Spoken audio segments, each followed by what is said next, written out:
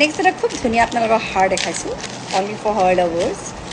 যোনে হাৰ ছেট পিন্ধি ভাল পায় বিৰাটেই ধুনীয়া হয় খুব হেভি ডিজাইনত কৰা হৈছে আৰু হোৱাইট এণ্ড ৰেড ষ্টোনত কৰা হৈছে একচুৱেলি এইটো ডিজাইনত আহিব জাষ্ট ৱাও হয় খুব ধুনীয়া এইটো